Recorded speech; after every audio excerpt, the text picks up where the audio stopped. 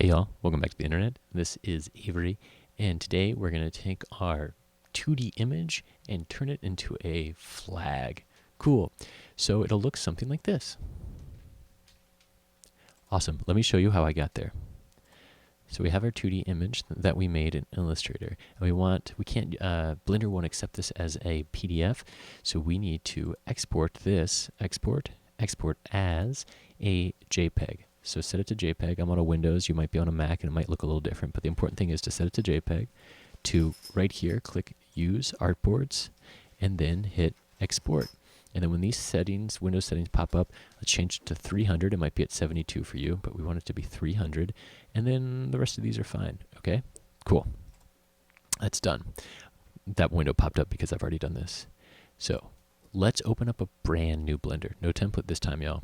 And the first thing we're going to do is destroy this default cube. So with the cube selected, left click on it, you can hit right click, delete, or the shortcut will be X.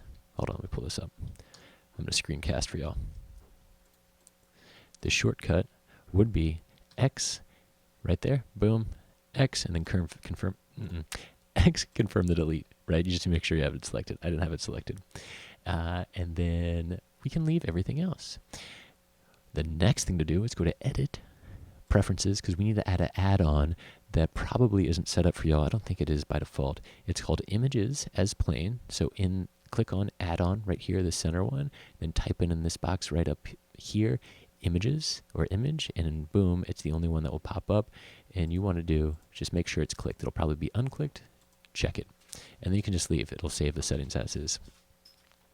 And then one more thing, File, External Data, and they automatically pack external data into the file, so that when you put the JPG in that we're about to do in like 10 seconds, it will, when you save this Blender file, it will be in there automatically, that information.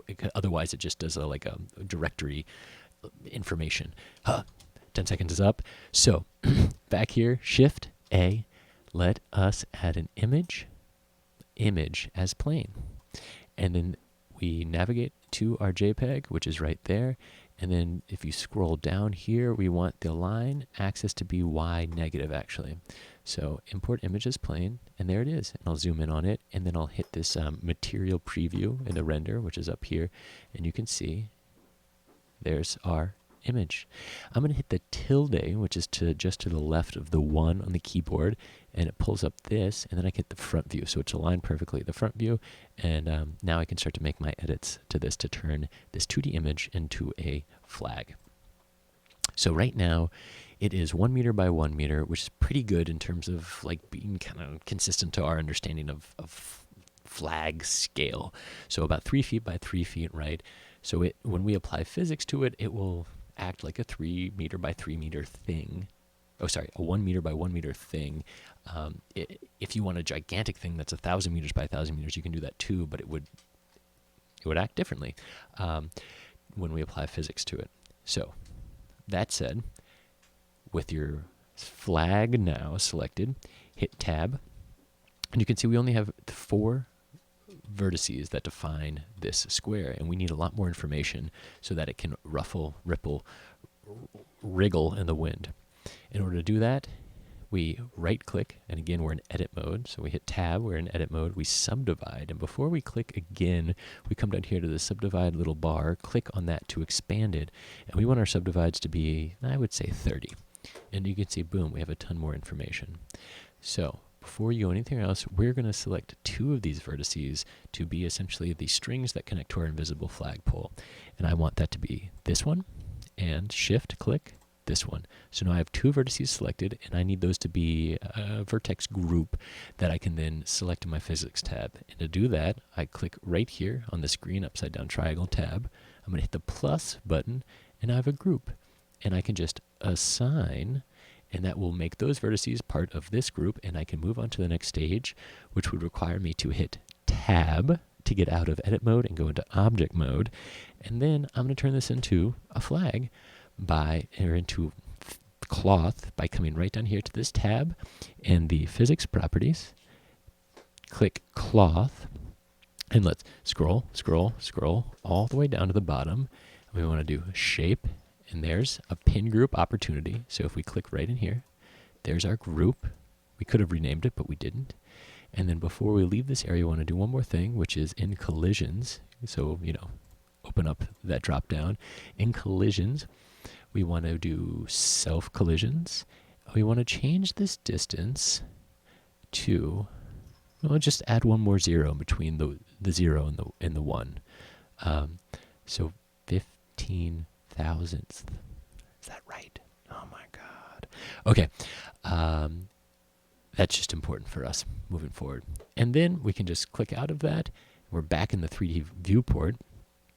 And let's see what happens. So we can simulate it by hitting play. Oh my God, that's so good. Except it could use a little work. Because look what happened here.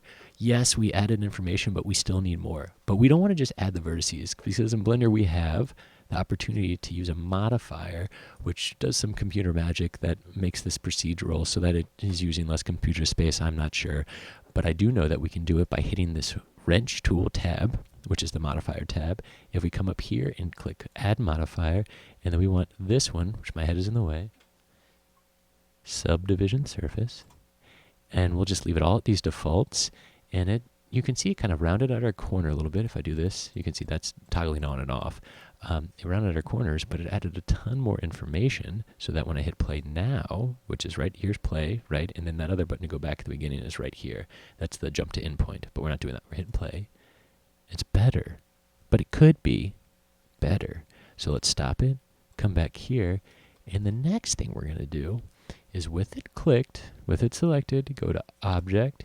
No, we're not even going to do that. Left click. We don't even go to the object because it's one of the object context menus. So if you right click, shade smooth. Now, see that? So much better. So much better. Thanks, computer. All right, almost there, and then we can start to render. The next step is to add wind. If you want wind, you don't have to use wind if you don't want to use wind, but I want wind, so I'm going to add wind, which is Shift A to add something to my scene. Force field, wind.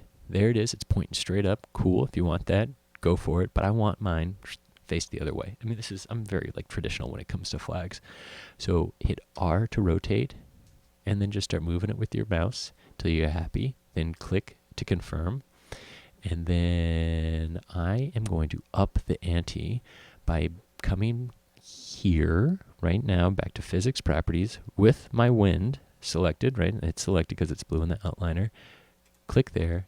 So 1 is cool, it's cute, but we need things in the tens of thousands to really get this flag blowing. So 15,000, and let's see what happens. So I'm going to hit play again. Really great. It took a little time to take off, and I think maybe because it's directly on right here. So I'm just gonna, I moved it. I'm gonna actually grab my little rotate tool so you guys can see this, and just rotate it a little bit along that axis. And then I'm gonna grab here the move tool. I actually am not positive. I think it might just expand sort of infinitely in both directions. So I'm not sure I need to actually put it behind, but let's do that and see what happens. I'm gonna hit tilde, go back to my front view, zoom in a little bit. That's great. So I'm glad I'm right here in my front view. I'm going to jump back to the endpoint because now I'm going to set up everything to render. You all are going to do this with me. That's why I didn't create a template, so you have to render on your own.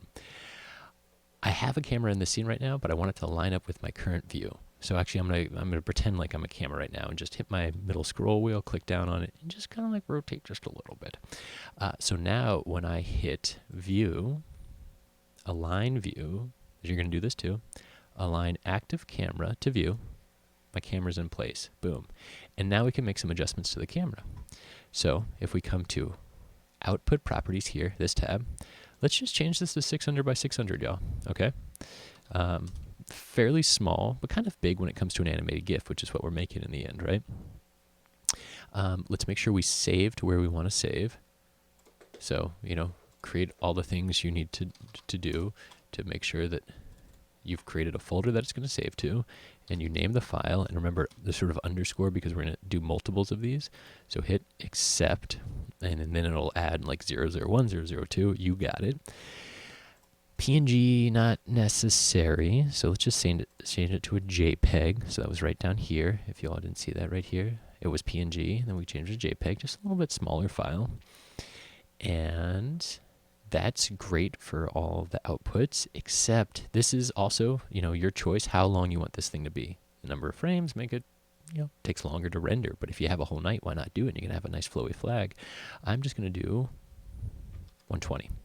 It's kind of a lot, but not too many. Cool. So this is my scene. And this is, what's going to render. But let's add a couple things to it, make it a little bit more interesting. So right up here in the render properties, let's get out of Eevee, please, and let's go to cycles. It's just a slightly different render that I prefer for this.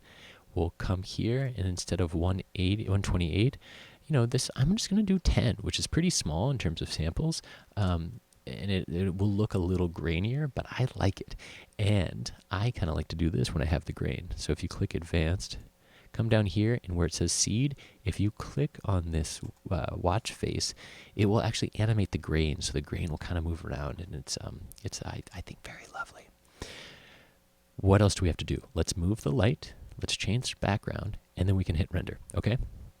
So I'm going to scroll out, come out here, and look at my lights all the way up there. So once I click it, I have the Move tool selected, so I can move it around as I see fit. Get it in place, right? This is just some navigating. This is kind of wild and crazy. But now I'm going to come back to camera view. I can click this right here. And then let's see what it looks like. Yeah, so my light's right there. I think that's fine. If you want to change the intensity of your light, you click on the light in the outliner. Come here to the object data properties, which now is this little light icon. You can see it's 1,000 watts, which is a lot of wattage. Your standard light bulb is like 60 for your room. So, I'm just going to make this 250. Yeah, that's gentler. That's lovely. You can change the color of this light if you want to. Better. Nope. Yeah, blue. And then I'm going to click on my flag and just quickly adjust the materials of that. It's very shiny right now, and I think it's a little more shiny than I want, so I'm going to up the roughness. You can have a super shiny flag if that's your jam. I'm not going to judge you on that. And then finally, I want to change the background color. So right now it's this gray. It's kind of boring. Again, you can go gray, but I'm going to come up here. You're going to click on color. To brighten things up, just go up on this sidebar here. And then, because I have a blue light, I'm going to go with an orange background and sort of complement those jams out, okay? So that is all that. And get a preview of it. It looks so good, right? I think that's it. Sampling, tracing. Before you output, I recommend if you're using your like laptop, change these tiles in the performance to 16 by 16. That's just a little more efficient. At least that's something I learned years ago in Blender. I hope it still holds to this day. And let's change the color management. So while we're here in the render properties, let's change color management. It's filmic right now, which is, I guess it's supposed to emulate film. But if you want your colors to pop a little bit more like they popped in Illustrator, come here and click, where did it even go? Standard. So view trends, what does that tab say? View transform, it was filmic, right? A little dull. We want it standard. I want it standard. We have 120. It's all here. We're ready to render. Is there anything I'm forgetting? I don't think so. We're at 14 minutes. So I'm going to render this out, and I'll speed that process up, and then I'll just remind you how you turn it into a GIF.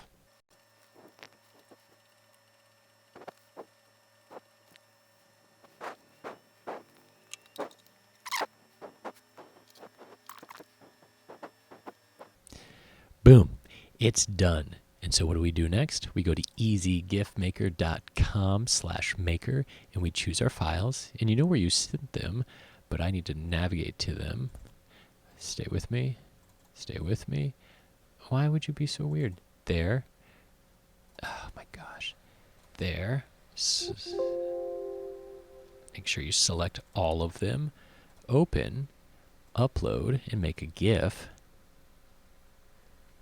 There it is. And oh my God, it's going to be so good. Look how many files there are. And delay time. So instead of 20, we're going to do 4. Nope. 4. And then, so that's important, that delay time. And then make a GIF. And here's our GIF. Right? And then you all know how to save. Cool. And then upload it to Slack. I'd love to see all of these. All right.